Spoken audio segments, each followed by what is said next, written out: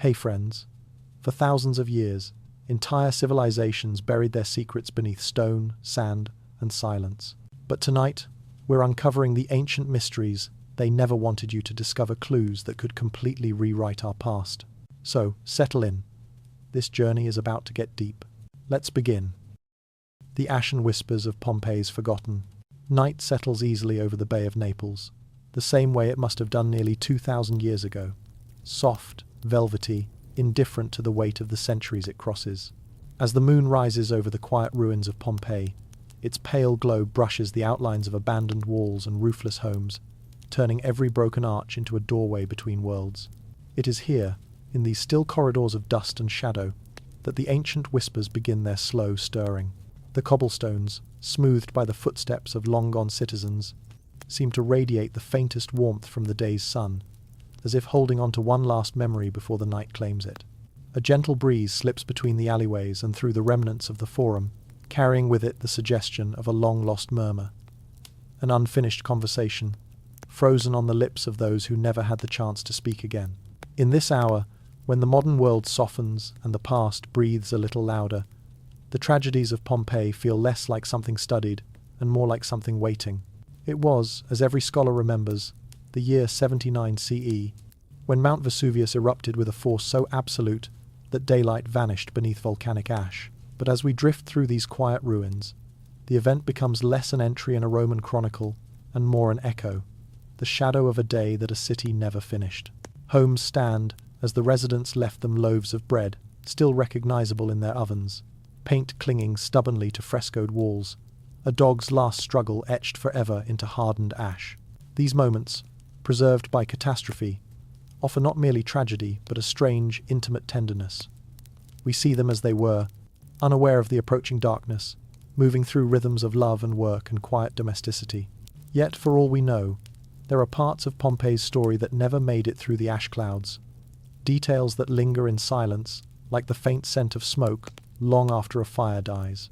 Among the more curious artifacts unearthed in the 19th century was a set of small bronze discs, each no larger than a coin, marked with symbols that did not match any known Roman minting. Some archaeologists dismissed them as gaming pieces, while others suggested they belonged to a local cult. Yet scholars still debate whether these mysterious tokens hint at a private ritual practiced in secrecy, away from the eyes of empire. The ruins, so generous in everyday detail, hold tight to their deeper enigmas. As lanterns sway gently in a caretaker's hand on the distant walkway, modern, yet somehow blending with the ancient gloom, the shadows flutter across the plaster casts of the victims. These fragile forms, created by injecting plaster into voids left by decomposed bodies, are often described clinically as evidence or data. But tonight, beneath the quiet starlight, they appear almost like figures caught in a dream. A mother kneeling with her child, a man shielding his face from ash he could not escape, a pair of lovers curled together. Their poses speak not only of fear, but of unspoken hopes that ended mid-breath. There is a strange comfort in the stillness. Though the city was destroyed, its memory feels alive, waiting to be touched. The amphitheatre, with its soundless rows, conjures visions of laughter and cheers, of shared nights beneath torchlight. The villas, with their mosaics of leaping dolphins and mythic heroes, remind us that beauty survives even the harshest endings. As we wander further, our steps echo softly across the atrium floors, and we imagine footsteps answering from an age that has slipped beyond our reach. Not all of Pompeii's secrets lie openly on the ground. Some are carved in faint frescoes, nearly erased by time, like the depiction in the House of the Golden Cupids, a trio of figures whose faces were intentionally scraped away long before the eruption. Theories abound. A household scandal, a local dispute, or perhaps a political grudge in the era of Emperor Titus. The truth is lost, hovering somewhere between the chipped pigments and the silent walls. Even now, the image feels intentionally muted, a whisper someone tried very hard to silence. Night deepens. The moon climbs. And as the shadows lengthen, the mind turns to stranger tales, those fringe stories whispered by early excavators who worked by lamplight in the 1700s. They spoke of hearing faint tapping beneath the ash, as though something shifted in the sealed chambers below. Rationally, it was settling debris or echoing tools, but in the hush of these ancient streets, such stories gain a new resonance. Even the seasoned explorers who mapped the city at the dawn of modern archaeology admitted that Pompeii seemed less a ruin and more a preserved breath, still exhaled in the present. The Villa of Mysteries, with its enigmatic red frescoes, deepens this ambiance further. Its walls depict a procession of figures, some dancing, some veiled, some interacting with beings that seem more symbolic than mortal. Scholars have long associated the scenes with Dionysian initiation rites, but there is a quiet uncertainty that lingers like incense smoke. What if the frescoes mean something else, something more domestic, or political, or deeply personal, or something we no longer have the vocabulary to understand? Here, too, scholars still debate whether the villa was a temple, a private house, or something in between. The images refuse to settle into a single answer. The distant silhouette of Vesuvius looms above it, all silent, massive, indifferent. Its dark outline against the sky feels like a watching presence, a reminder that the mountain has shaped every whisper that wanders through these streets. Even now, geologists read its layers like a chronicle of moods. Times of gentle rumbling, periods of calm, moments of fury. Yet, locals still speak with a curious reverence, not fear, but respect for something older and larger than the human stories scattered at its feet. And as we step deeper into the ruins, passing the ghostly outlines of market stalls and the remnants of a once bustling bathhouse, you might notice how the silence shifts. It grows warmer, closer, as though the walls themselves lean in to listen. The night breeze curls through an open doorway, stirring the fine layer of dust, and for an instant it resembles a breath, soft, tentative, lingering. In a corner of a lesser-known insula, there lies a small, cracked amphora discovered in the early 1900s. Inside, conservators found not grain or oil, but a bundle of dried herbs wrapped in linen, lavender, rosemary, and a plant still unidentified, a mixture likely used for some household purpose, yet perhaps also for rituals or remedies now forgotten. It's a tiny fragment of a life interrupted, a reminder that even in a moment of catastrophe, people held on to simple comforts, as though preparing for a tomorrow that never came.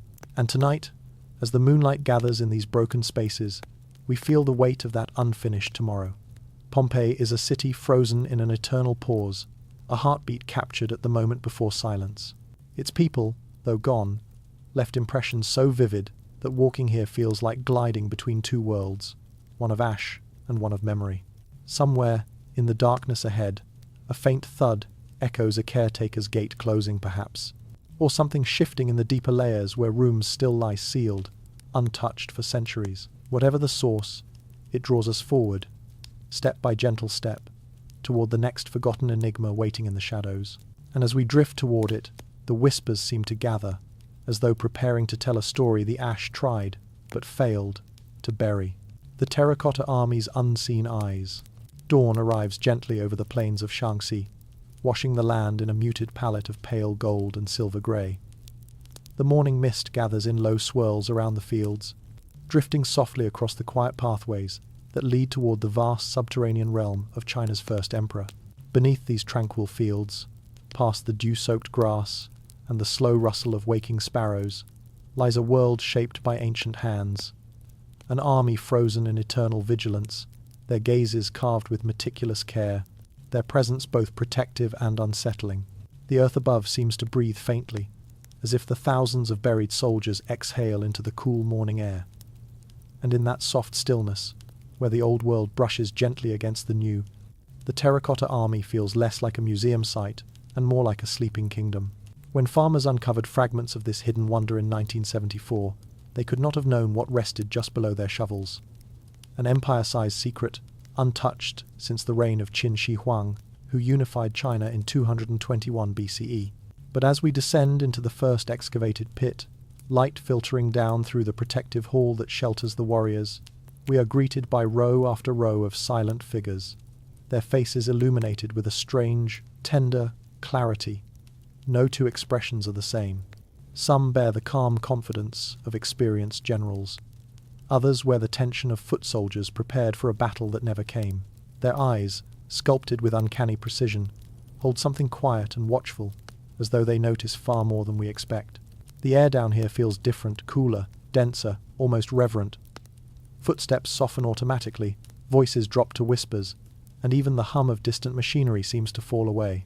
It is a place that demands gentleness, not out of fragility, but out of respect for the countless hours of labor poured into it by the hands of ancient artisans.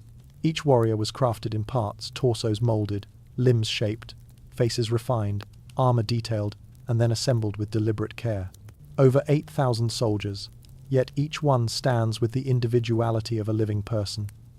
Even their hairstyles differ, reflecting rank, region, and personality.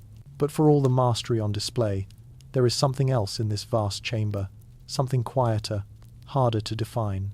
As we walk deeper between the towering rows of soldiers, the atmosphere becomes thick with the sense of a lingering presence. It is not fear, nor anticipation. It is the sensation of being observed by 1,000 unblinking eyes. Curiously, a fringe detail from early excavations speaks to this sensation. Some of the first archaeologists who entered the pits reported that they occasionally felt a prickle at the back of their necks, as though someone or many someones were watching. Official reports described it as psychological projection, the mind reacting to the sheer number of lifelike figures. Yet whispers among the excavation workers told a different story. They claimed that when the wind outside shifted and seeped through cracks in the protective structure, the warriors' eyes appeared to glint, as though catching light from a candle that wasn't there. Rational explanations abound, but even now, standing before them, the effect is undeniable. These soldiers seem aware. Beyond the warriors themselves lies a deeper enigma, the tomb of Qin Shi Huang, still sealed, still undisturbed, still whispering its mysteries from within the mound that rises like a forested hill nearby. Ancient records, such as the records of the Grand Historian, mention rivers of mercury crafted to flow inside the emperor's burial chamber, a celestial model of his empire, and modern soil tests around the mound show anomalously high mercury levels, feeding the speculation. Scholars still debate whether the old accounts exaggerate or whether an entire artificial landscape genuinely lies entombed, guarded by traps and preserved by time. But the Terracotta Army stands as its own guardian realm, and as we move from one pit to another, the scale of that guardianship becomes overwhelming. Cavalry horses lean, muscular, carved with tender attention stand in formation. Charioteers hold their reins with patient poise. Generals, distinguished by their tall headgear, gaze ever forward. The silence of the hall pulses with slow, steady energy. Not all warriors survived intact. Many lay in fragments when uncovered, collapsed under the weight of fallen roof beams. In certain corners of the excavation, technicians still piece together shattered limbs and faces like a slow, meticulous resurrection. Watching them work evokes a strange emotion. It feels as though the ancient and modern worlds collaborate to restore a legion that once prepared to protect an emperor, even in death. Yet among the restored soldiers, one curious outlier was documented, a figure whose expression seemed markedly different. Discovered in 1999, this warrior bore a faint, almost playful smirk, unlike the composed discipline seen elsewhere. Some believed it was a stylistic experiment from an artisan. Others suggested wear or distortion during burial. But a few fringe theorists claimed it represented a rare moment of personality injected intentionally, perhaps even a secret joke by the sculptor. The idea is gently dismissed by mainstream scholars, but it lingers as a reminder that these figures were born from human hands, hands that lived, joked, feared, and hoped. As we continue deeper, the enormity of the emperor's vision becomes clearer. To him, death was not the end but an extension of earthly rule. The army was created not as an art project, nor as a memorial, but as a living force for the afterlife. This belief breathes through the space like an invisible thread. You can feel it in the deliberate formation of the troops, the orientation toward the east, the readiness embodied in their postures. And yet, something else hangs in the air tonight, a soft echo, a quiet hum. Perhaps it is the ventilation system, or perhaps the shifting of the metal beams overhead. But as we pause and listen, it feels almost like a distant drumbeat, the faintest suggestion of a procession marching through time. One can imagine how the artisans felt during the decades of construction. Records tell us that over 700,000 laborers worked on the emperor's mausoleum. They carved, they molded, they shaped an eternity none of them would live to see. Rumor has it that many workers were sealed inside to protect the tomb's secrets, though historians argue over whether this is myth or memory. Scholars still debate whether these stories result from later embellishment or reflect a harsh truth lost in imperial silence. We step closer to a line of archers, their hands once gripping real wooden bows long since decayed.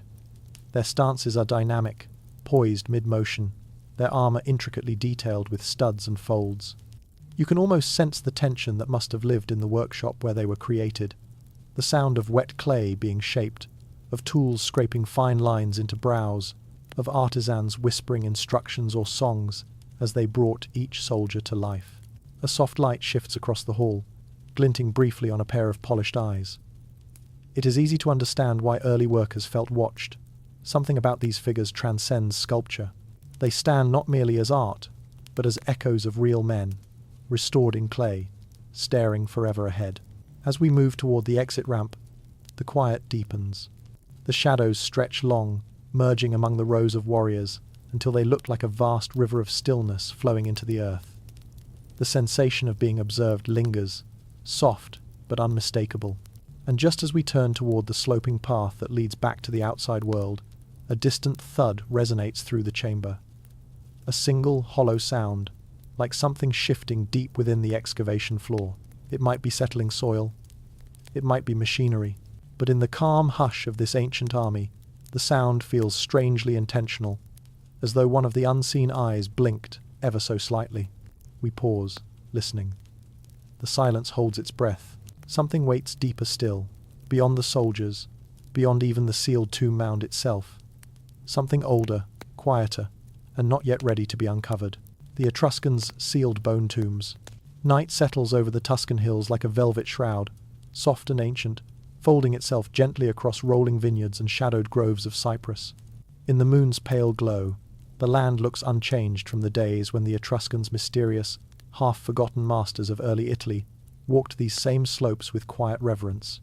Their cities have faded, their language whispers only through fragments, and their gods have long since stepped back into the mist.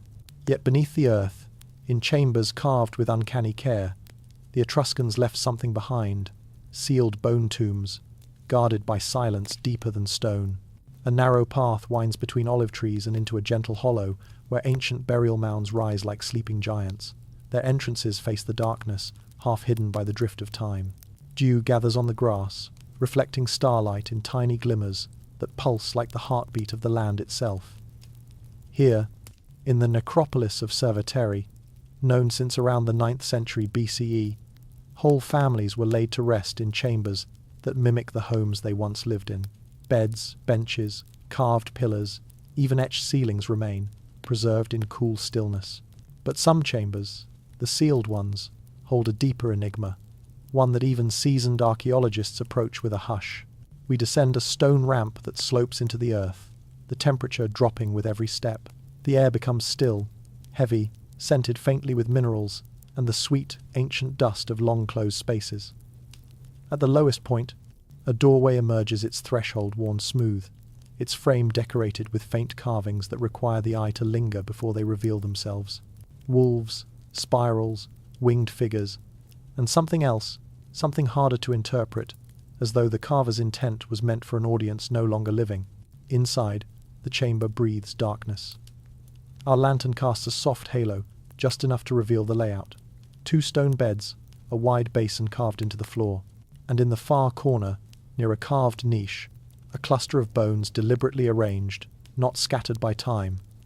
Long bones, rib fragments, a partial skull. The remains are old, older than the tomb itself, likely placed here intentionally, perhaps as ancestral offerings. Yet early excavators once whispered that these arrangements looked ritualistic, almost ceremonial. Scholars still debate whether such bone placements reflect funerary reverence, or something more unsettling, more purposeful. The Etruscans embraced death not as annihilation, but as continuation.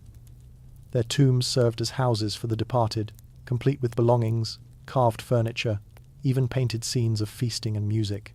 Some chambers depict dancers twirling under garlands, others show banquets with raised cups and warm laughter frozen in pigment. In these images, death is not feared but welcomed, a final festival in the company of kin.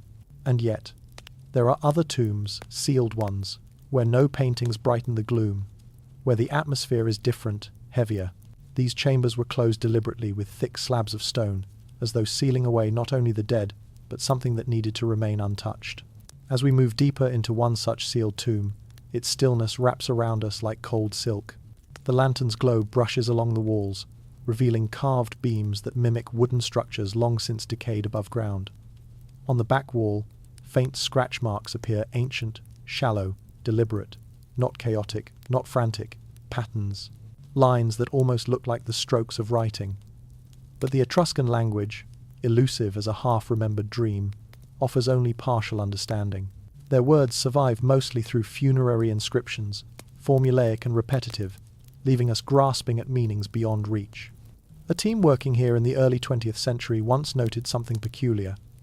When certain sealed chambers were opened, a faint, sweet smell drifted out, herbs perhaps, or decayed offerings. One archaeologist described it as the scent of a vanished ritual, though others dismissed it as poetic exaggeration. Yet even now, standing in the quiet chamber, the air feels unusually fragrant for a place untouched for millennia. Rosemary, myrrh, and something unfamiliar, a resin whose origin remains uncertain. A fringe theory suggests these sealed bone tombs house the remains of ritual specialists, keepers of law, whose knowledge the society held sacred, perhaps even forbidden.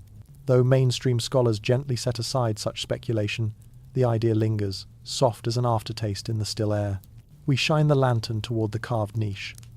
Within it sits a small stone vessel, lid still in place. When it was discovered decades ago, conservators noted that the lid had been sealed with a hardened compound resembling ancient pitch. Inside, they found tiny bone fragments too small to identify easily, and what appeared to be a few greyish granules of ash. Offerings? Remains of a ritual fire? The answer rests somewhere between science and guesswork, where so much of Etruscan study dwells. Outside the tomb, the night deepens. Crickets hum in rhythmic waves, blending with the faint rustle of leaves. The stars shine with steady brilliance above the dark mounds, their light softening the landscape into something dreamlike, otherworldly. As we climb back up the stone corridor, emerging into the open air, the shift from underground silence to gentle night breeze feels like stepping between worlds. But our journey through Etruscan mystery is far from over. Not far from this burial ground lies another Tarquinia, where painted tombs reveal scenes both celebratory and haunting. One especially curious chamber, the Tomb of the Whipping, depicts a pair of figures engaged in a ritual whose meaning remains fiercely contested.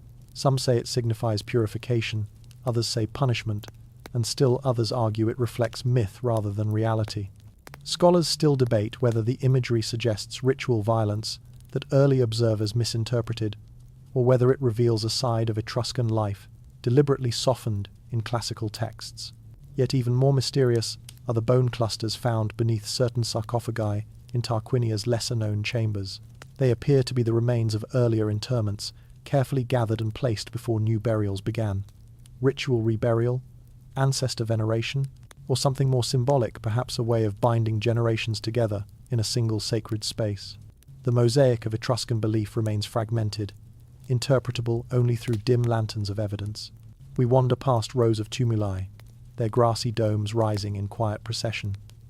The moon dips lower, casting long shadows across the stone entrances. Somewhere in the darkness, an owl calls a low, echoing sound that drifts across the necropolis like a question. The Etruscans' world was one of thresholds, between life and death, between the known and the hidden. Their tombs reflect that duality houses for the living after death, yet sealed sanctuaries of memory, mystery, and reverence. As we pass a mound whose entrance has never been opened, sealed from antiquity, untouched even now, something about its presence feels different. The doorway is lined with darker stone, its surface covered in faint etchings now smoothed by centuries, and as we pause before it, a sudden breath of cold air seems to slip through the cracks. Though the tomb is sealed tight, its interior undisturbed since the day it was closed. Perhaps it is only the night wind curling through the trees. Or perhaps it is something older, something waiting within the chamber's dark heart, reminding us that not every story of the ancient world is ready to step into the light. We linger at the threshold, listening. The stillness holds its breath, and somewhere deeper in the necropolis, beneath another mound lost to overgrowth, a hollow, almost imperceptible sound echoes a soft shifting, like stones settling over a secret that refuses to sleep. The Minoan Labyrinth's child sacrifices. Night unfurls slowly over the island of Crete, settling like a deep blue veil across the rugged hills and the restless shimmer of the Aegean Sea. The cicadas quiet, the wind softens, and the ancient heart of Knossos, once the radiant center of Minoan power, sinks into a hush that feels almost ritualistic. In this softened darkness, the ruins breathe differently, as though remembering things the sun refuses to illuminate. The palace complex rises ahead like a fractured dream. Columns painted red and black, stairways that lead to shadows, corridors that twist and turn until the very sense of direction dissolves. Even now, even after decades of excavation, Knossos feels less like a ruin and more like a mind sprawling, layered, secretive, built as much for memory as for stone. The moonlight glances off the worn paving stones, tracing the outline of a world that flourished long before Mycenae, long before classical Greece. Between 1900 and 1930, Sir Arthur Evans uncovered much of this labyrinthine palace, revealing frescoes of dancers, athletes, goddesses, and bulls, always the bulls. And yet, beneath the aesthetic grace of Minoan art, beneath the airy columns and flowing lines, there lies a darker thread woven through the centuries, a thread that winds downward, into basements and storerooms, where the walls seem to whisper of something ancient and unsettling. Tonight, we descend into one such area, a shadowed chamber beneath what appears to have once been a grand central hall. The air cools sharply. The stones here feel older, less touched by reconstructions, more honest. Lantern light brushes across the rough-hewn surfaces, revealing alcoves filled with ancient pottery, their surfaces etched with symbols whose meanings flicker between clarity and uncertainty. Here, archaeologists discovered something that changed the tone of Minoan studies forever. The bones of children, scattered, broken, mixed with animal remains.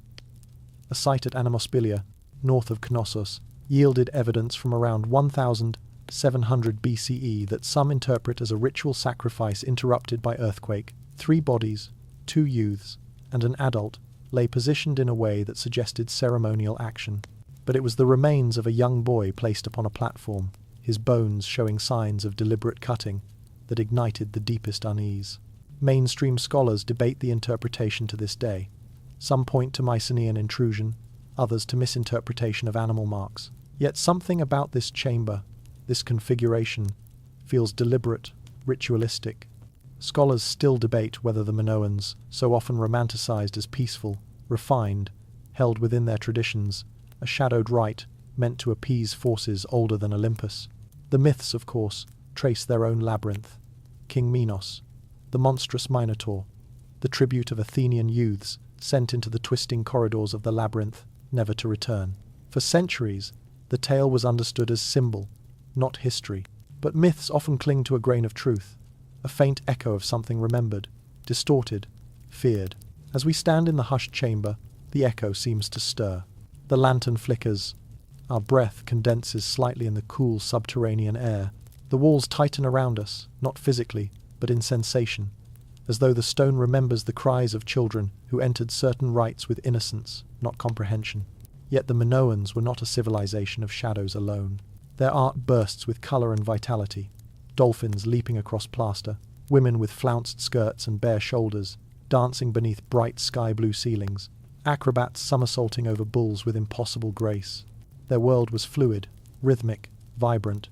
It is one of history's curious contradictions, this blend of exuberant life and whispered darkness. Evans himself resisted the idea of violence in Minoan religion. He preferred the cult of the goddess, a peaceful matriarchal society overflowing with ritual joy. But as the decades passed, new discoveries unsettled his idyllic vision. Knives with sacrificial wear, altars stained with residue, and bones that told stories no fresco could soften. In a lesser-known chamber near the western magazines of Knossos, excavators found a deep pit layered with terracotta cups and ash. Among the ashes lay fragments of bone so small they were initially dismissed as animal remains. Later analysis suggested at least one belonged to a human child.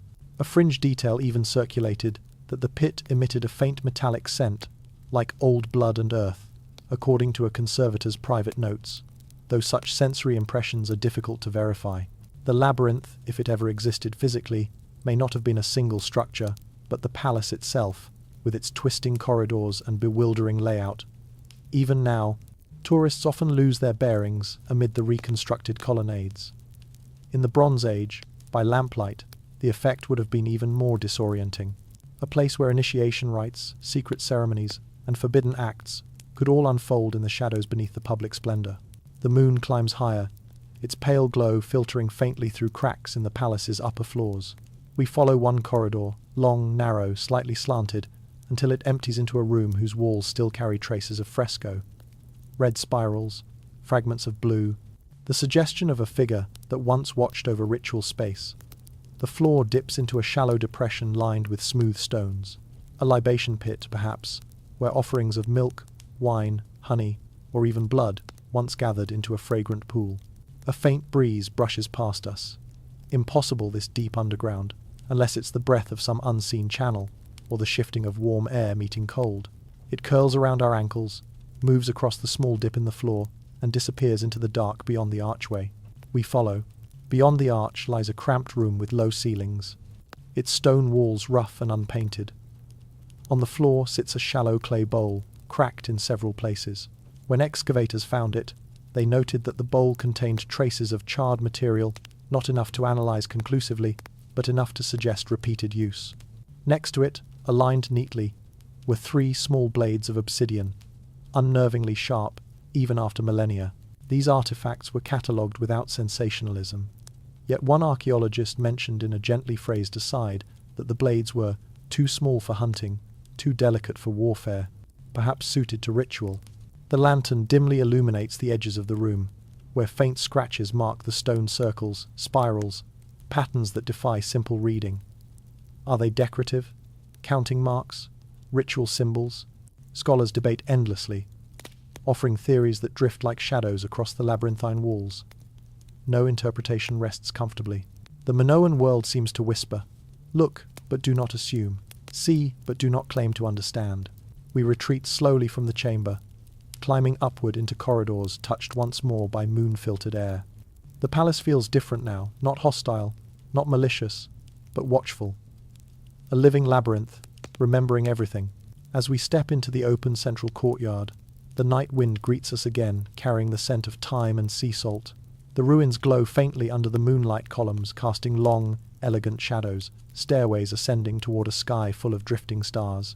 But beneath our feet, deep in the hidden chambers, something seems to shift. A soft, distant echo. Stone settling, or something else. Something lingering in the labyrinth's heart, waiting. We pause, listening. And the darkness, as though aware of our presence, seems to lean forward, inviting us into the next unraveling thread of ancient mystery the island has guarded far too long. The Harappan wells of the vanished. Night descends softly over the plains of the Indus Valley, draping the land in a gentle bluish haze that seems to blur the edges of time itself. Far in the distance, the silhouettes of low, ancient mounds rise from the earth, mute testaments to a civilization that flourished with remarkable sophistication, yet left behind no kings, no conquests, no monuments bearing the names of rulers. The Harappan world, sprawling, organized, balanced, feels like a quiet mind that once thought deeply, then slipped into silence. Tonight we walk among the ruins of Mohenjo-Daro, where the air grows cooler with each passing hour, and the night winds carry faint murmurs across the labyrinth of streets. Lantern light brushes against the orderly grid of brick houses, casting soft shadows across thresholds that have gone untouched since around 1900 BCE, when the city's heartbeat faded. There is a stillness here, unlike any other ancient site, a peaceful, quiet, but also an absence so profound it feels intentional. The wells appear first, rising unexpectedly in courtyards and public spaces. Perfectly circular towers of baked brick, some still remarkably intact. Over 700 wells once pierced this city, descending into the earth like patient sentinels searching for something lost. Their craftsmanship speaks of practicality, but also of reverence, each one a lifeline, a connection between the visible world and the unseen reservoirs beneath. As we approach the largest of these wells, the lantern light reflects off the smooth inner walls. The bricks are laid with such precision that water gatherers thousands of years ago might still recognize the handiwork. The civilization that built them mastered urban planning with a calm confidence, straight streets, advanced drainage systems, standardized brick sizes, Yet their writing remains unreadable, their voices locked away behind symbols carved onto seals and pottery fragments. Scholars still debate whether the well system hints at a deeper social structure, a ritual perhaps, or a specialized class of waterkeepers lost beneath layers of time. The night breeze swirls gently down into the open shafts, carrying our soft footsteps into the depths. Standing beside the well, gazing downward into the darkness, one feels momentarily weightless, suspended between two eras.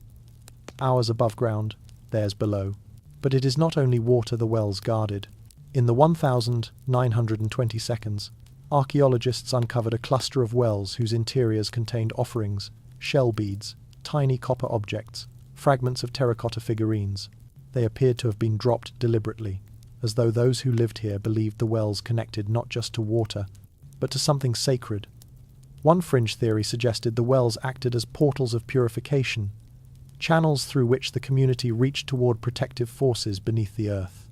While mainstream scholars treat such ideas gently, preferring practical explanations, the mystery persists, echoing softly in the cool night air. We wander further into the city. The moon climbs higher, casting silver light across the Great Bath, a structure so precisely engineered that its watertight brickwork still holds shape after 40 centuries. Its smooth floor and surrounding galleries hint at ritual cleansing, communal ceremony, or something even more intimate. Yet no inscriptions tell us why the bath was built, or what rites were performed within its still waters. As we stand at the edge of the empty basin, a faint scent rises: dust, moisture, and something almost metallic.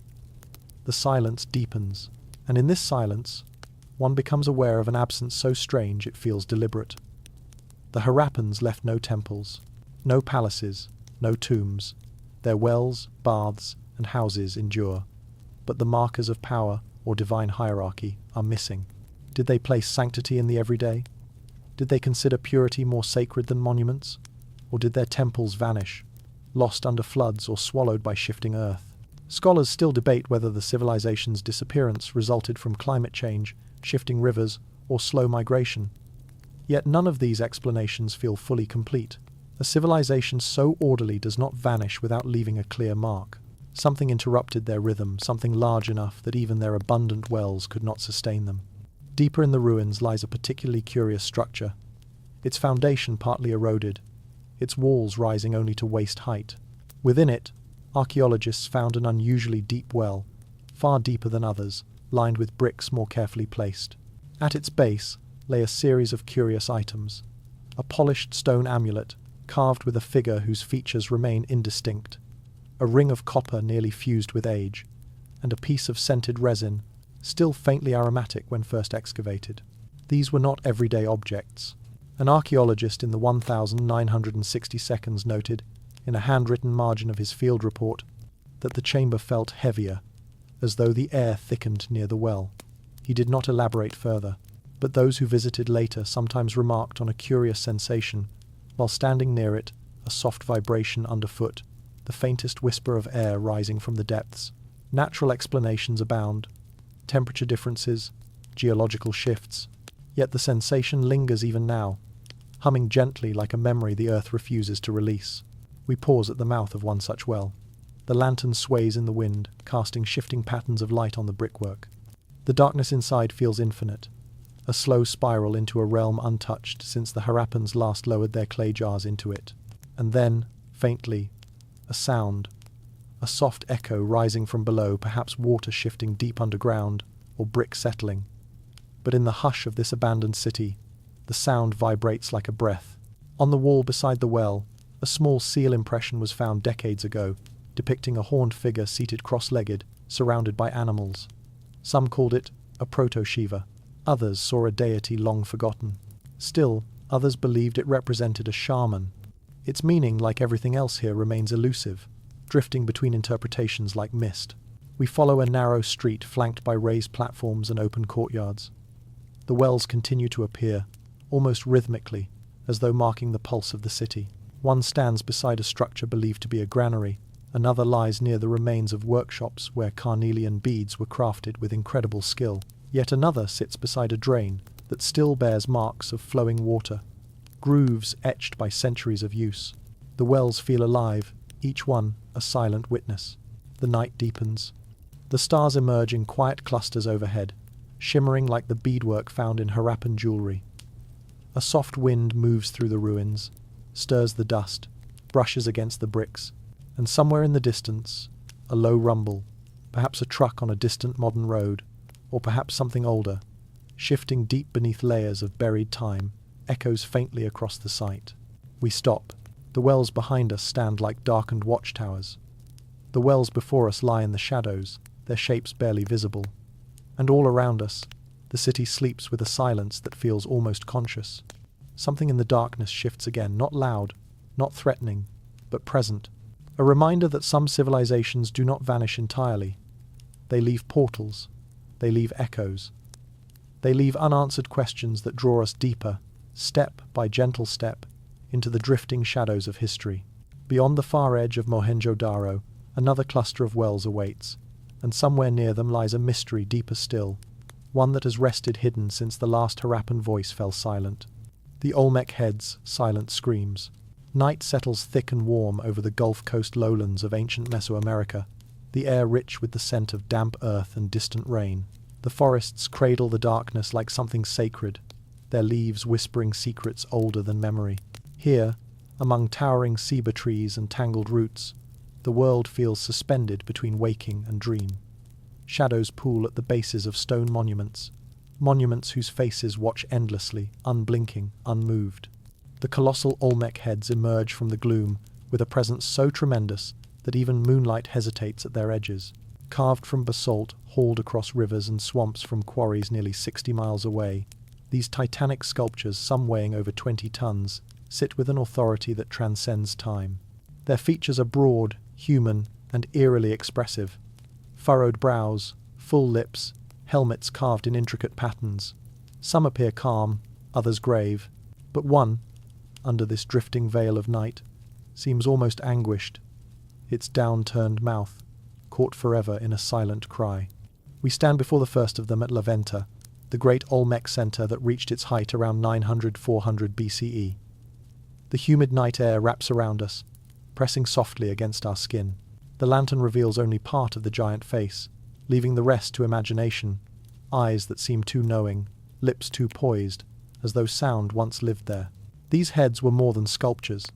They were guardians, ancestors, rulers, or perhaps something stranger. Archaeologists have long debated their purpose. Were they portraits of rulers, deified ancestors, warriors immortalized in stone? Scholars still debate whether their helmets represent battle gear, ball game protection, or ceremonial adornment linked to rituals we no longer comprehend. But even these discussions fail to touch the deeper mystery, the emotional charge that radiates from the stone, especially at night, when the forest breathes around them and the darkness settles like an ancient cloak. A fringe detail whispered among early excavators tells of one particular head, discovered face down in soft earth.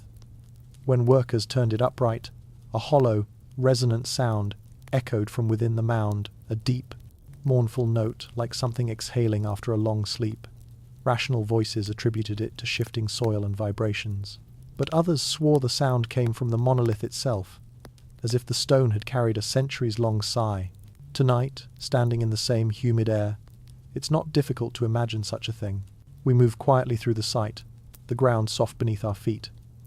Fireflies drift lazily, their pulsing lights reflecting in pools of stagnant water. The jungle closes in from all sides, its canopy shifting with nocturnal life. Yet amid this organic motion, the heads remain perfectly still, unmoving, watching. The Olmecs mastered an art unlike any other culture, the ability to carve overwhelming human presence into stone. Each head is unique. One appears noble and serene, another stern, almost irritated. Another carries the faintest trace of sorrow etched into its features, as though remembering a loss carved into the collective memory of a people. But beyond their striking expressions lies something deeper still. These giants were buried intentionally, covered with layers of clay and earth, hidden from view. Why? Some suggest political shifts, cultural transitions, or ritual closure. Others whisper of something more concealed, more symbolic, that the heads were guardians, placed not to be seen, but to watch from beneath the earth, guarding something hidden below. Near the ceremonial complex, A mound rises like a sleeping animal. Beneath it, archaeologists discovered a series of offerings unlike anything found elsewhere. Serpentine celts arranged in mosaic patterns, pools of red clay mixed with hematite, and, at the heart of it all, a figure carved from greenstone with an expression both tranquil and severe. Was this a ruler? A god? A messenger carved by hands that believed the stone could speak? A soft breeze stirs the undergrowth, carrying with it the distant hiss of night insects. We walk toward the clearing, where the largest head stands a giant whose face holds a focused intensity, eyes narrowed in permanent scrutiny. The moon breaks through the clouds just long enough to illuminate its weathered features. For a moment it feels as though the head turns slightly. Of course it does not, but the sensation clings. These monumental faces are not simply art, they are presence. They hold the space around them, shaping the very air that touches their surfaces. The sound of our footsteps softens as we approach the edge of the site. Here lies a smaller, lesser-known head discovered in situ in the mid-20th century. When unearthed, its features appeared more distressed than the others. Brows deeply furrowed, mouth slightly open, as if mid-protest. A local worker who witnessed the excavation later wrote that seeing the face rising from the soil felt like watching someone emerge gasping from dark water. Scholars dismissed this as emotional exaggeration, yet archaeologists quietly noted the anomaly, the unusual openness of the mouth, unlike the firm, closed expressions of other heads. We pause before it. The silence stretches. Something about the sculpture feels different, vulnerable, immediate, as though it is not simply a remnant of the past, but a frozen moment of anguish or warning. The Olmecs left no decipherable script. They left no narrative texts, no carved histories, no clear explanation for their symbols. What remains are images, jaguars merging with men, infants with fierce expressions, supernatural beings with toothy grins, and of course, these colossal heads. Their culture seems saturated with liminality. Boundaries between human and animal, living and dead, natural and supernatural blurred into a single cosmic fabric. In one of Laventa's buried mosaics, serpentine blocks formed the shape of a stylized jaguar mask buried immediately after creation, never meant to be seen by the living. It raises a question whispered by many researchers. Were these creations offerings for the eyes of gods alone, or for ancestors whose presence was as weighty as stone? Scholars still debate whether the Olmecs practiced ritual decapitation of rulers or symbolic taking of heads, both common motifs in later Mesoamerican civilizations. No definitive evidence exists, but the colossal heads, with their isolated visages, their intense expressions, their separation from bodies, stir questions that feel older than archaeology. We continue deeper into the forest margins, where another head once stood before being relocated for preservation. In its original position, it faced a ceremonial platform at the edge of a swamp. Some now speculate the platform was used for rites involving water deities, spirits believed to inhabit springs, rivers, and marshlands. The Olmecs, like many ancient cultures, saw water as both life and threshold. Wells, swamps, lakes, they were portals, places where ancestors might slip through. Tonight, as the swamp murmurs quietly nearby, the thought does not feel far-fetched. The air grows thicker, more humid. We pause beneath a ceiba tree sacred in later Maya belief as the axis of the world. Its roots dig deep into the soft soil, its branches stretching upward like open arms.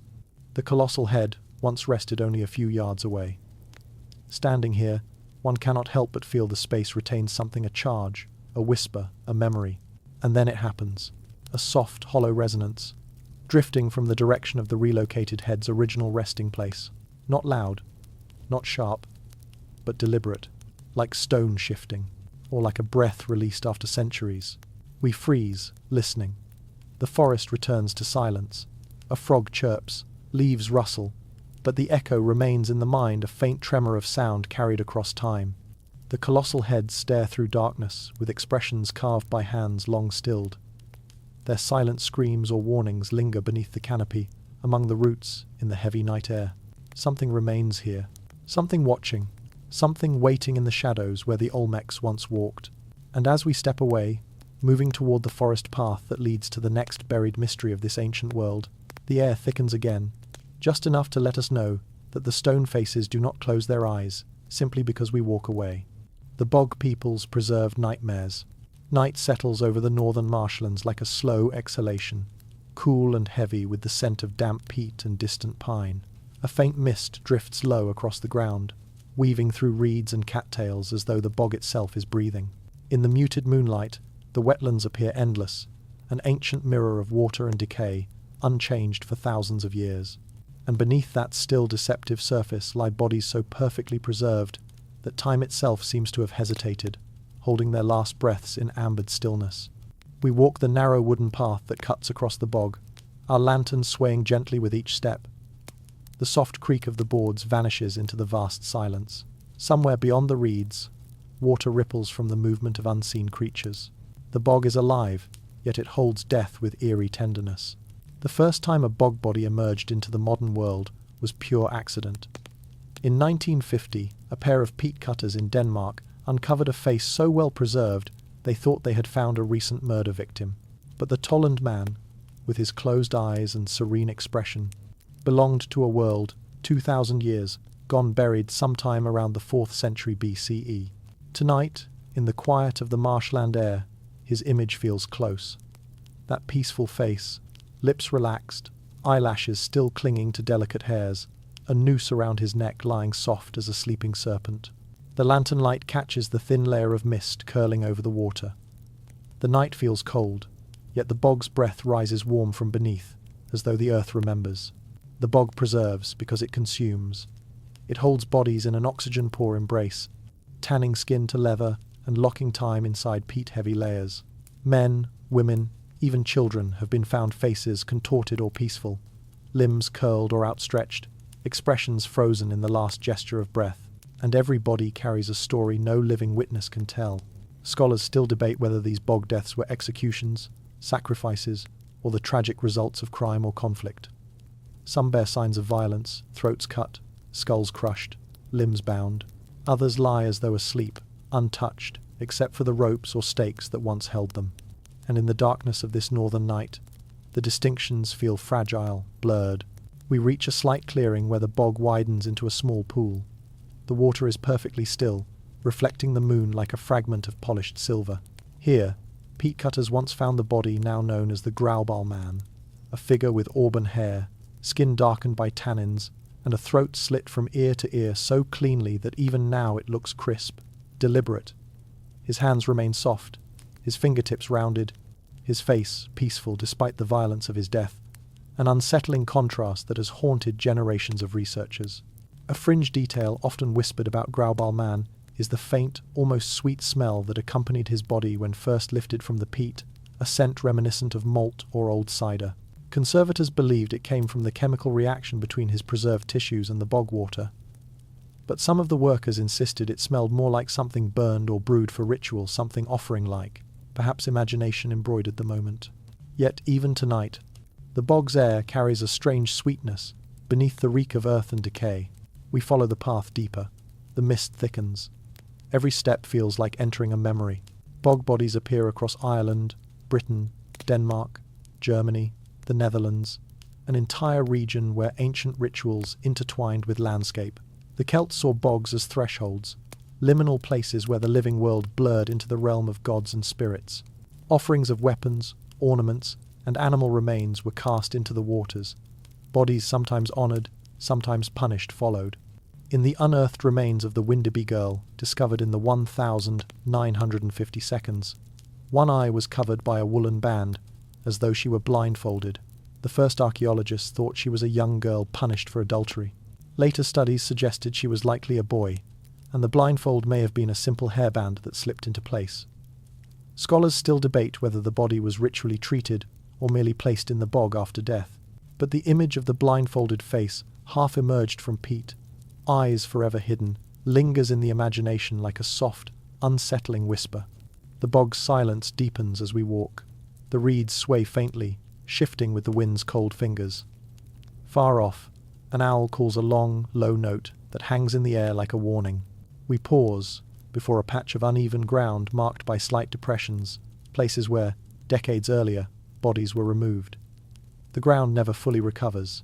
It remembers. Nearby, archaeologists discovered a pair of bodies placed close together. one facing up, one down.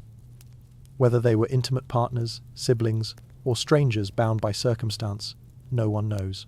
Their skin had tanned to a deep mahogany sheen, their hair remarkably preserved.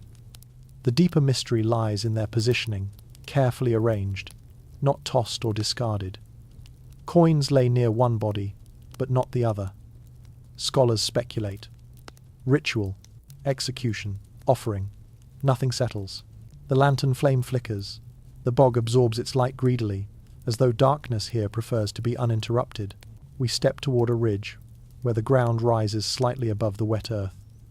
A soft smell drifts through the air, peat, yes, but also something more metallic, faintly reminiscent of blood. The bog holds many scents, and it can blur them in ways that feel uncomfortably intimate. In this raised area, researchers once uncovered a man whose head was twisted sharply, a rope still buried around his neck. His hands bore calluses. His stomach held remnants of a last meal, seeds, grains, perhaps porridge. The details are almost domestic, until the violence intrudes. The combination raises old questions.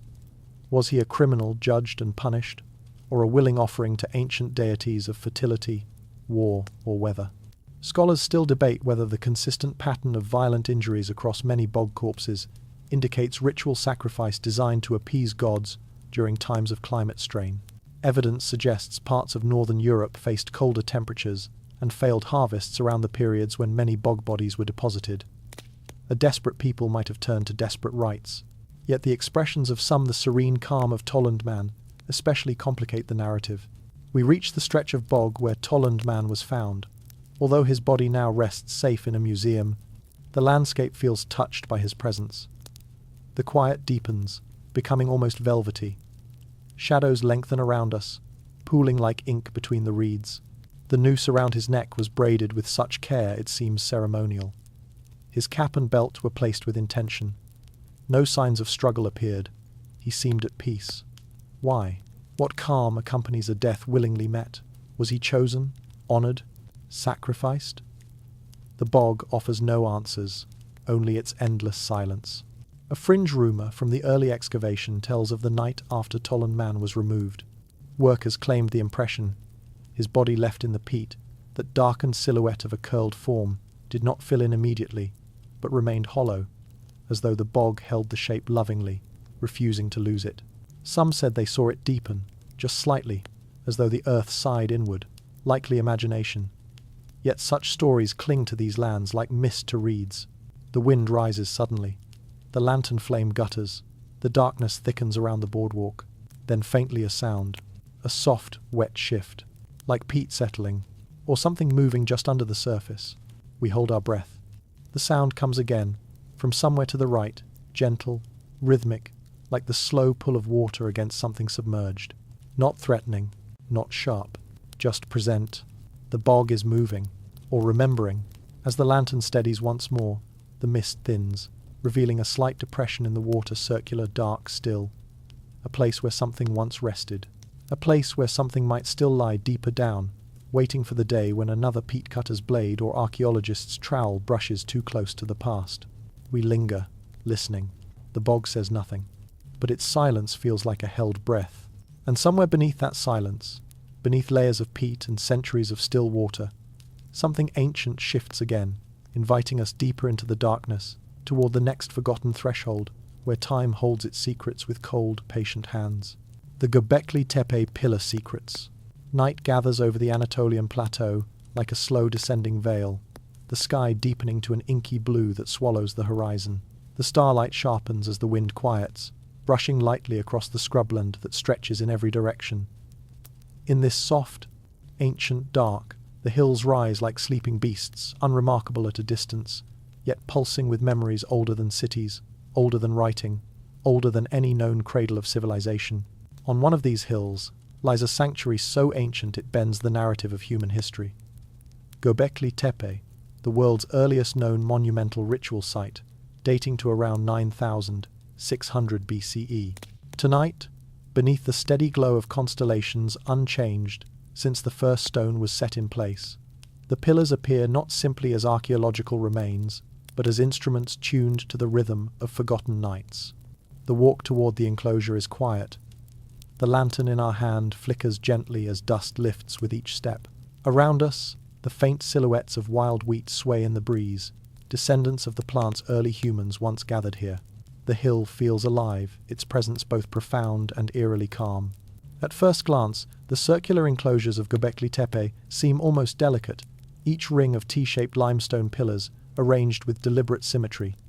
But under the moonlight, their true gravity emerges, towering as high as 18 feet. Carved with precision, astonishing for a world without metal tools, the pillars stand like guardians of an age, long before agriculture, long before towns, long before the great river civilizations breathed their first. We step into the first enclosure, carefully descending onto the wooden observation platform. The night air feels cooler here, as though the site exhales through its stones. 2 central pillars rise from the earth, tall and lean, their surfaces etched with reliefs. Foxes, cranes, snakes, wild boars, and creatures no longer roaming the plateau. Their forms seem to shift subtly, in the wavering lantern-light shadows stretching across the carvings, as though the animals stir within the stone. These central pillars are not merely decorations, they are figures, anthropomorphic in shape, arms carved down their sides, hands meeting around belts rendered with uncanny detail. Whether gods, ancestors, or beings, both human and other, scholars still debate whether these figures represent mythic beings that guided early human groups through an uncharted spiritual landscape. The silence around us deepens into something almost reverent.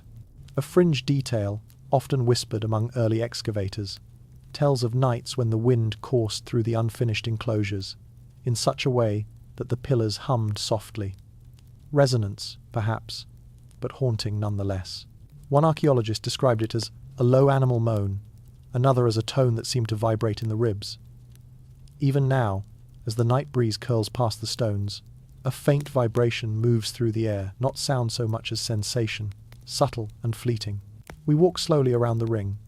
Every pillar holds a story. A snarling lion, a vulture clutching a sphere, a headless human figure, a scorpion poised mid-sting. Each carving feels deliberate, purposeful, yet the meaning hovers perpetually out of reach. Some symbols seem familiar, a sun disk, a crescent, while others float between dream and memory. Among the most enigmatic is the vulture stone, whose imagery includes a vulture lifting a sphere, a headless body, and abstract shapes that scholars can identify but not fully decode. Some believe it records a mythic tale. Others propose it marks astronomical events. Scholars still debate whether the scene depicts a ritualized understanding of death and rebirth, a cosmological narrative, or something entirely outside the known mythic frameworks. The lantern light shifts again, sliding across a carved fox mid-stride. The creature's form is so dynamic, it looks ready to leap across the enclosure. One cannot help wondering what the carver saw, what they believed, what they feared. These walls were shaped by hunter-gatherers people who, according to earlier theories, should not have built monuments at all. Yet here we stand, surrounded by architecture older than the pyramids, older than Stonehenge, older than farming itself. A soft breeze lifts dust from the ground. The air feels heavy with memory. Just beyond the enclosure lies an area where unfinished pillars remain half-carved from bedrock. Massive blocks abandoned mid-shaping, as though their creators stepped away with the intention of returning, then never did. One pillar, nearly 25 feet long, remains attached to the earth, its sides smoothed but never freed. It lies there like a sleeping titan, the stone cool beneath the night's breath. Researchers found that Göbekli Tepe was deliberately buried around 8000 BCE, covered carefully with layers of debris, stone fragments, and earth. This deliberate burial is one of the greatest puzzles of the site. Why would its builders conceal it? Was it sacred closure, succession of beliefs, protection from enemies, or an attempt to hide something the community no longer wished visible? Scholars still debate whether the burial was ceremonial or simply pragmatic, yet the precision of the infill suggests intention, not abandonment. We walk further, past enclosures not yet fully excavated. Beneath our feet lie dozens more rings, still buried beneath centuries of soil. Ground-penetrating radar reveals the ghosts of their shapes, circles, ovals, arcs, waiting for the day they will emerge again. The night wind shifts, carrying with it a faint scent of thyme and dry earth. It gathers briefly in the pit of one enclosure, stirring dust into slow spirals. The lantern flickers, In the soft shadows near the western edge, animal figures carved in low relief seem to watch with intense, quiet presence. Snakes curve along the pillars' edges. Abstract symbols cluster in patterns that feel almost like writing, but writing that emerged thousands of years before letters were conceived. A fringe claim, once whispered by a young archaeologist, suggested one cluster of symbols resembled a primitive star map. He proposed that a set of carvings represented the constellation of Orion, as it appeared 12,000 years ago. His colleagues gently dismissed the idea as coincidence. And yet, standing beneath this clear Anatolian sky, with stars poised exactly where ancient eyes would have found them, the idea feels strangely plausible. The moon moves higher, casting pale arcs of silver across the stones. The sight seems to glow from within, then a faint sound, a soft, hollow thud, from somewhere deeper in the earth. Not loud, barely noticeable, but present. We pause, listening. Another thud, gentle, rhythmic, as though something settled beneath one of the buried rings. Of course, it might be soil contracting in the cool night air, or a fox stepping across loose stones. But in this moment, surrounded by pillars carved by hands that believed the world was more alive, more animated, more spirit-filled than anything modern eyes can fully grasp, it is easy to sense something deeper. A presence. Not ominous, not threatening, but aware. We step closer to the unfinished pillar in the bedrock. The lantern's light slides over its edges, revealing a faint pattern, scratches, marks, perhaps the beginning of a carving, or perhaps something older. The wind stills. The night holds its breath. Something in the earth beneath Göbekli Tepe seems to be listening. And as we turn toward the slope that leads down from the hill, the stars shimmer with unusual clarity, as though aligning themselves for a story not yet ready to be told. A story waiting in the buried chambers, resting in stone that remembers a world before civilization dared to speak. The Thracian gold masks of the cursed. Night gathers along the foothills of the Balkan Mountains, settling into valleys where the wind moves like a slow, ancient river. The forests here stand tall and solemn, oaks and pines, whose roots twist deep into soil heavy with forgotten kingdoms. Moonlight drizzles through the canopy in pale, trembling shafts, illuminating patches of earth that once belonged to the enigmatic Thracians, a people both feared and admired by their neighbours, yet remembered mostly through fragments, whispers, and treasures buried beneath tumulus mounds. Tonight, we approach one such mound, low, rounded, covered in thick grass and wildflowers that stir gently in the breeze. To an untrained eye, it seems nothing more than a hill shaped by nature.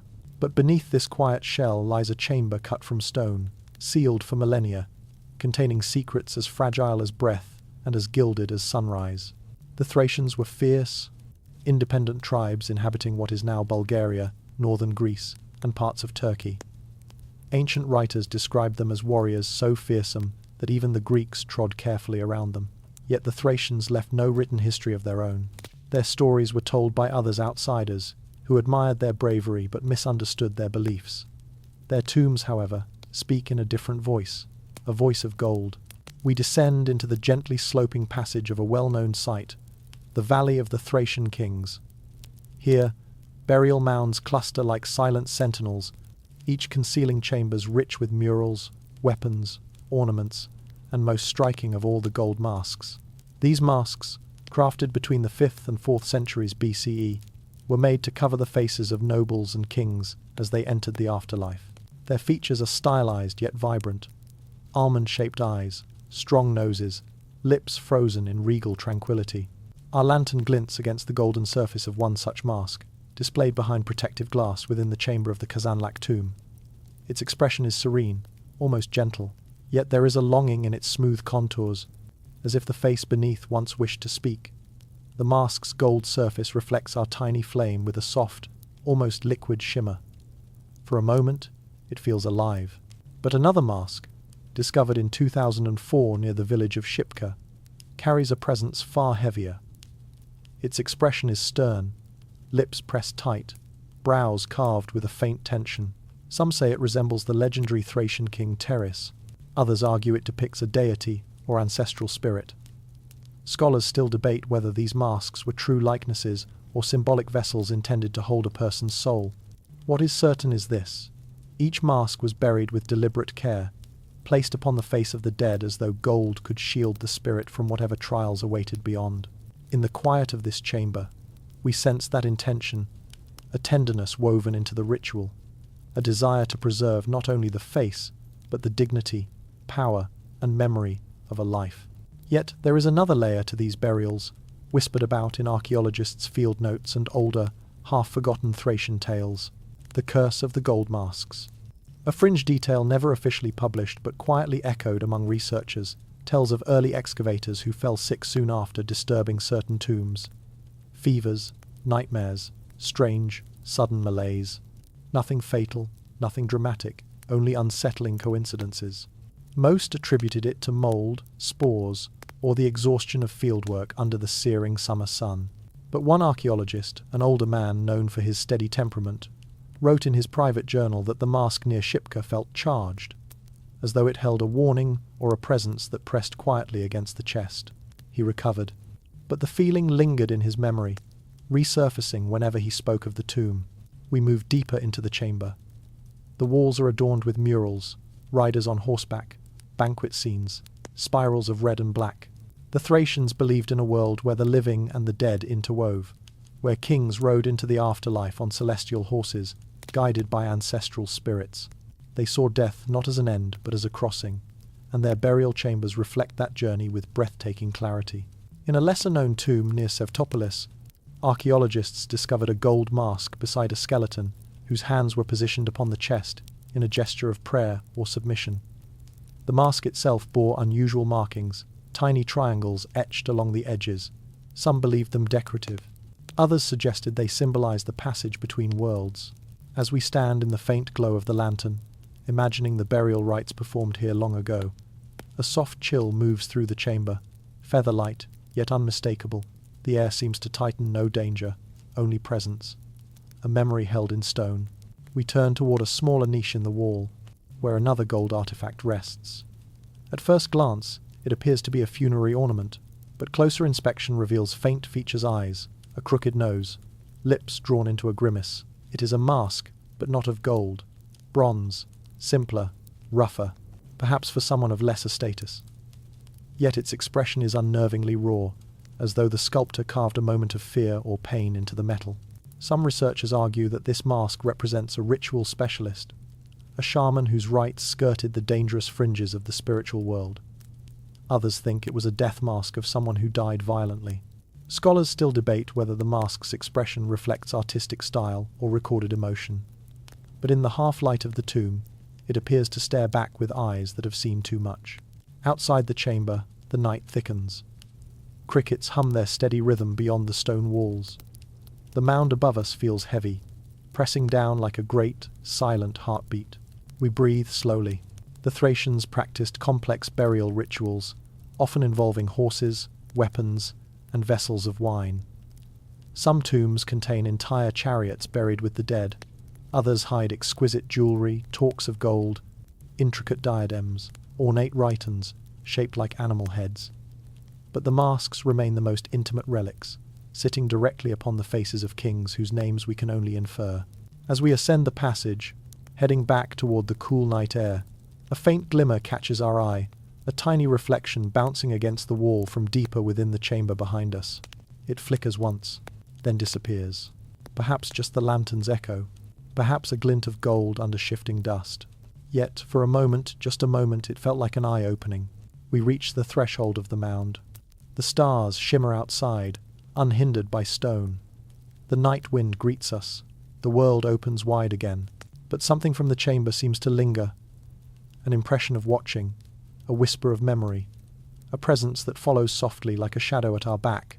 Deeper in the valley, more mounds rise, each sealed, each guarding its own masked king. And somewhere among them lies a tomb yet unopened, whispered of by villagers, marked by subtle ground depressions. They say its occupant was cursed for betraying the gods, buried with a mask unlike any found before. The night waits. So do we. For what rests in that sealed tomb may shift the shadows of history once more. The Sumerian tablets of the erased gods. Night settles over the Mesopotamian plain like a heavy, ancient shawl, its darkness soft and warm, folding itself across the ruins of cities that once glimmered beneath torchlight and ceremonial fire. The desert air cools as the moon rises above the scattered bricks and broken walls of long-dead kingdoms. Uruk, Ur, Kish, Nippur, names that echo through history like half-forgotten spells. Here, in the cradle of writing and the birthbed of cities, the silence feels older than the soil itself. We stand among low mounds of crumbling mud brick, where the wind whispers through cracked doorways that have not known footsteps for millennia. And somewhere beneath our feet, beneath layers of time, destruction, rebuilding, and abandonment, lie tablets inscribed with symbols older than alphabets, older than empires, older than most myths that shaped the world. The Sumerians wrote everything: hymns, laws, trade records, poems, omens, quarrels, complaints. Their script cuneiform, pressed into wet clay with a reed stylus, captured their world with astonishing detail. Yet there are tablets, found in sealed chambers and forgotten archives, that speak not of familiar gods like Enki, Enlil, or Inanna, but of figures erased from later canonical lists, beings whose names fade almost as soon as one tries to read them. Tonight, beneath a sky strewn with ancient starlight, we follow a narrow path toward a partially restored ziggurat, whose silhouette rises like a stairway for forgotten deities. The wind brushes against its worn bricks, carrying with it a faint scent of dust and salt from distant marshlands. The air here is thick with memory. Inside the small museum adjacent to the site, a handful of tablets rest in quiet display cases. One of them, discovered near Nippur in the late 19th century, bears a hymn written in an archaic Sumerian dialect. The script is delicate, the signs smaller than a fingernail. For decades, scholars attempted to translate it, assuming it hailed one of the known gods, but the name repeated throughout the text did not match any familiar deity. It began with a sign resembling shadow and ended with one meaning breath. A god of the whispering dark? A guardian of thresholds? The interpretations split into competing theories. Scholars still debate whether the text speaks of a deity whose cult vanished before the rise of Akkad, or whether the name hints at a concept, a force rather than a personified god. Whatever the truth, later scribes never mentioned it again. We step back into the night air. The moon drapes the ruins in silver, outlining the ancient pathways of Uruk beneath a soft glow. Somewhere in this city, perhaps in a scriptorium lit by oil lamps, scribes once copied tablets onto fresh clay, preserving only what the ruling priesthood wished to endure. What then of the gods not preserved, the ones omitted, overwritten, lost? A fringe detail, whispered among early excavators, tells of a set of tablets found near Eridu, fragments of incantations containing names scribes had deliberately scratched out, leaving only faint impressions of the original signs. Some appear to read those who walked before, others the ones beneath. Though scholars attribute this to scribal error or political suppression, the rumour carries a quiet, unsettling weight. Not all erasures are accidents. The lantern light traces the edges of a long-collapsed structure once a temple, perhaps where a floor inscription was discovered bearing references to rituals involving clay figurines buried beneath doorways. Some figures had human shapes, others were abstract, elongated, almost serpentine. Their purpose is contested. Some say they protected the household, others believe they were meant to bind wandering spirits. But one figurine, uncovered intact beneath a threshold, bore a symbol for God, combined with a sign whose meaning remains uncertain, something akin to forgotten or hidden. The wind shifts gently, stirring grains of sand along the walls. The night is quiet, but not empty. We walk toward a low mound where a sealed archive was unearthed in the 1920 seconds. Among the tablets found there were early administrative records, grain inventories, tax lists, temple offerings. Yet tucked between the more mundane documents lay a curious tablet, a mythological tale of cosmic conflict, but one unlike the familiar Enuma Elish or the legends of Inanna and Dumuzi. This one spoke of a god who lit no fire, who dwelt in the ground between roots, who spoke only through wind that touched the back of the neck. The tablet broke mid-sentence, the rest lost. Some dismissed it as local folklore. Others, intrigued by its poetic strangeness, saw hints of an older layer beneath the mythologies we know, a layer that predated anthropomorphic gods, a world of spirits and forces not yet structured into pantheons. Scholars still debate whether this narrative belonged to a suppressed cult, a rival priesthood, or a transitional era when myths were shifting and merging. A distant owl calls from beyond the ruins. Its cry echoes faintly through the open doorways of ancient rooms. The darkness around us thickens as the moon edges behind a drifting cloud. We pause beside a half-buried platform where excavators once found a tablet that should not have existed where it did. Its clay composition matched tablets from not Uruk, and its script was older by centuries. Some suggested it was reused fill. Others wondered if the tablet had been deliberately moved long ago, placed there for ritual reasons. Its content was enigmatic. A list of names, some known, others obscure. Among them, 2 deities, whose signs appear only here and nowhere else in the vast Sumerian corpus. Their names roughly translate to He Who Remains and the one below the waterline. The latter sparked particular fascination, as it appeared next to symbols representing Apsu, the primeval waters beneath the earth. Could it refer to a local river deity, or something older, tied to belief in subterranean realms inhabited by spirits half divine, half human? Theories swirled, playful and serious alike. None settled. We moved deeper into the ruins, toward a structure believed to be an ancient school for scribes.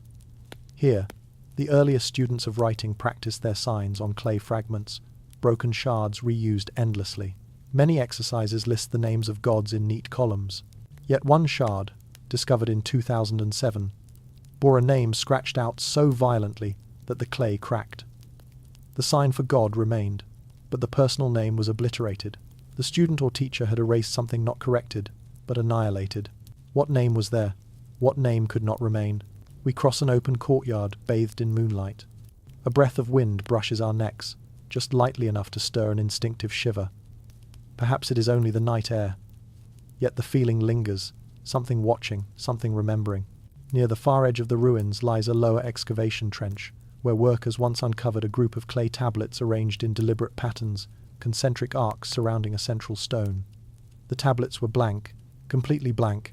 Their surfaces had been smoothed, fired, and placed with care, yet no signs marked them.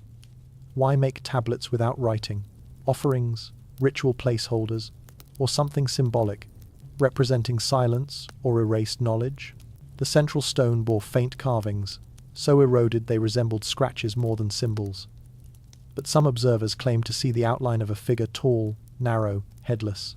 It might be nothing more than erosion, and yet, under the lantern's flickering glow, the impression feels almost deliberate.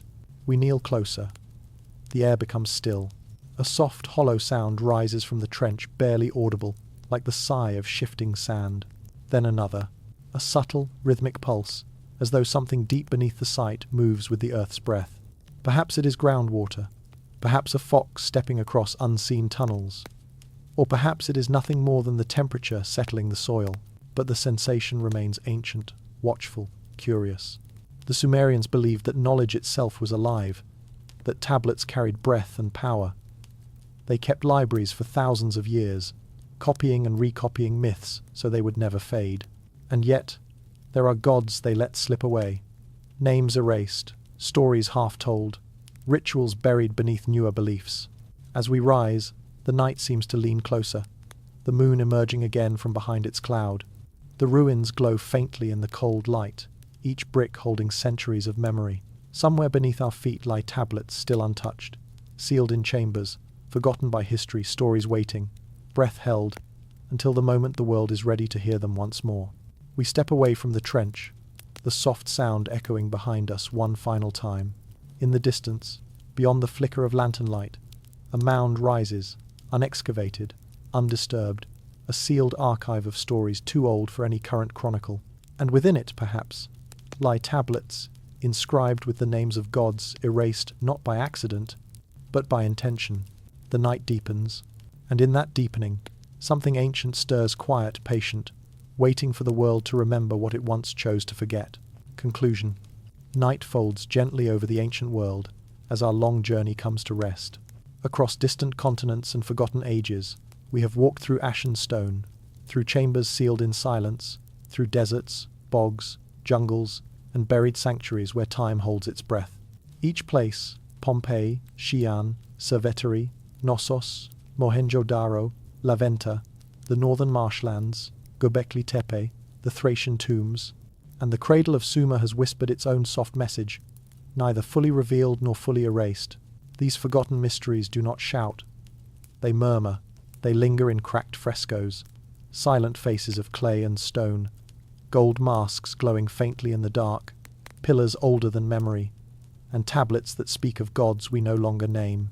And through them all runs a single quiet thread, that the past never truly disappears. It only waits patient, timeless, watchful just beneath the surface. In the hush of this final moment, we listen, and the ancient world exhales one last, gentle breath.